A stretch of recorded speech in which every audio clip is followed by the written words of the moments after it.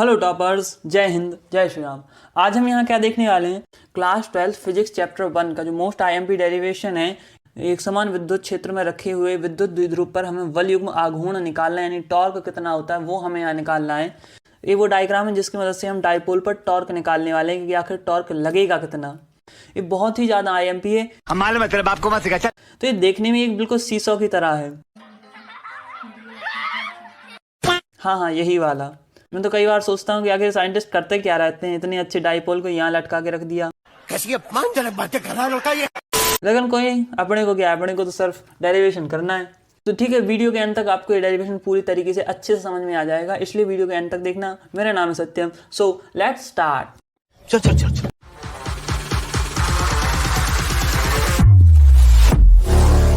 तो सबसे पहले हमें क्या करना है, हमें एक डायग्राम बनाना है जो कि कुछ इस तरह से है। इसमें हमें क्या दिख रहा है, पहले हम ऊपर से समझ लेते हैं। इसमें एक समान विद्युत क्षेत्र है, जैसा कि हमें जो है टॉपिक का नाम ही दिया था कि एक समान विद्युत क्षेत्र है पहले तो।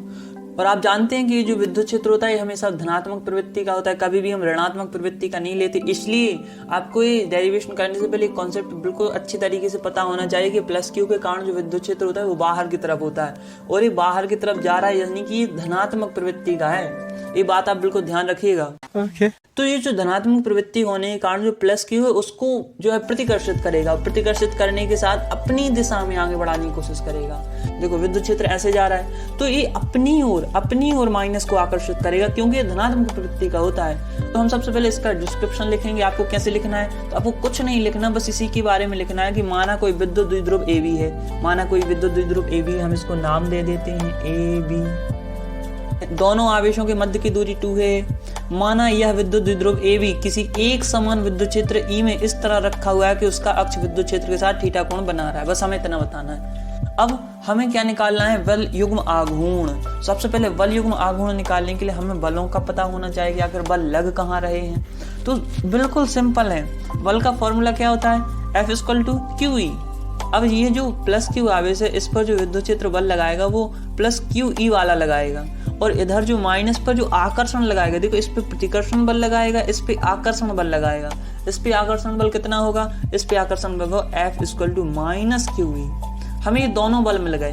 तो बलयुग्म आघूर्ण क्या होता है, पहले इसको समझ लेते हैं। बलयुग्म आघूर्ण क्या होता है कि जब किसी वस्तु पर विपरीत और बराबर बल लगते हैं, यानी कि मैं इसको इस तरफ ले जा रहा हूँ और इसको इस तरफ ले आ रहा हूँ, कि जब किसी वस्तु पर दो बराबर और विपरीत दिशा में बल लगाए जाते हैं, कुछ इस तरह से, इसको नीचे की तरफ ले जा रहे हैं, इसको ऊपर की तरफ ले जा रहे हैं, तो वो क्या करने लगती है, एक अक्ष के सापेक्ष घूमने लगती है, क्योंकि उस पर दो बराबर और विपरीत दिशा में बल लग रहे हैं। दो बराबर और विपरीत दिशा में बल लगने के कारण वो घूमने लगती है। इसी को क्या कहते हैं, बल युग्म कहते हैं। और इस घुमाने में जो हमें बल लगता है, उसको क्या कह देते हैं, टॉर्क, यानी आघूर्ण। तो हमें दोनों बल मिल गए। तो अब देखो टॉर्क का फॉर्मूला क्या होता है, तो फोर्स इनटू डिस्टेंस, जो लंबवत दूरी होती है वो। अब यहाँ लंबवत दूरी कहाँ है, इसको देख लो। यहाँ लंबवत दूरी हम लेंगे कुछ इस तरह से कि देखो यहाँ पे हम लंबवत दूरी लेंगे A वाली, A है लंबवत दूरी। तो यहाँ टॉर्क क्या होगा, AC।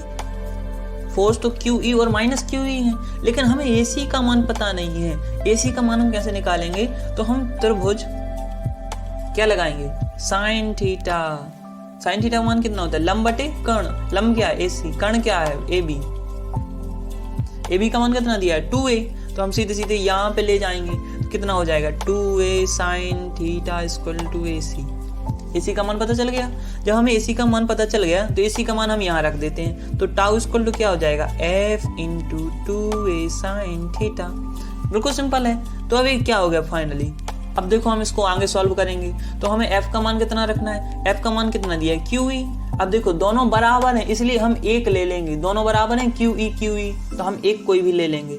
और यहाँ क्या रख देंगे, 2A sin θ। अब जब 2A sin θ रख देंगे तो हमें पता है कि 2A और Q क्या होता है, P। डाइपोल मूवमेंट कितना होता है, 2QA। यही तो होता है ना, जहाँ 2A क्या, उन दोनों के बीच की दूरी, और Q क्या है, आवेश है। तो हम इनको मिला के क्या बना देंगे, P। बचेगा क्या, E और sin θ। यही आपका बल युग्म आघूर्ण आ गया। यहाँ हमें लिखना पड़ेगा P = 2QA। बस बहुत ही आसान है। आपने क्या निकाल लिया, आपने बलयुग्म आघूर्ण निकाल लिया, यानी टाउ का मान आपने निकाल लिया पी ई साइन थीटा। बस हमें यही प्रूफ करना था।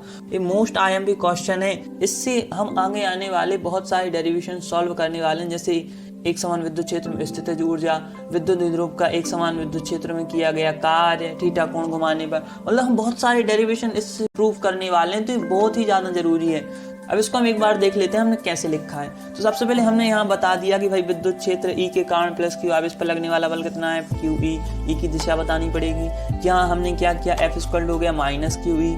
यहाँ इसके बाद क्या हो गया, देखो यहाँ द्विध्रुव पर दो बल विपरीत दिशा में काम करे, इसलिए बलयुग्म आघूर्ण होगा। मैंने आपको समझाया बलयुग्म आघूर्ण क्या होता है। इसके बाद क्या हुआ, बलयुग्म आघूर्ण का सूत्र क्या होता है, बल गुणित दोनों बलों के बीच की लंबवत दूरी। दोनों बलों के बीच की लंबवत दूरी हमने क्या निकाली थी, AC। यहाँ आप देख सकते हैं AC हमने निकाली थी, तो हमने यहाँ पे वही फॉर्मूला रख दिया Q इक्वल टू AC।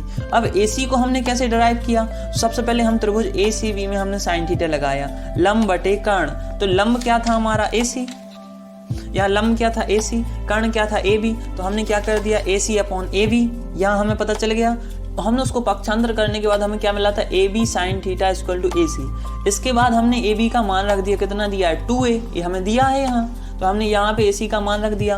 अब देखो AC का मान हमने समीकरण नंबर 1 में रखा। समीकरण नंबर 1 क्या बना था, tau equal to Q into AC। अब इसमें हम मान रखेंगे तो क्या हो जाएगा, QA equal to 2A sine theta.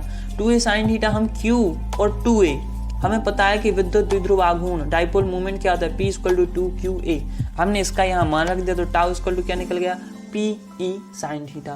तो आपको यहाँ कुछ विशेष परिस्थितियां दी जाती हैं कि जब जैसे थीटा 0 है तो क्या होगा, जब थीटा 0 होगा तो साइन 0 हो जाएगा, और साइन 0 का मान 0 होता है तो पूरा 0 हो जाएगा, यानी बलयुग्म आघूर्ण कितना हो जाएगा 0, टाउ भी 0 हो गया।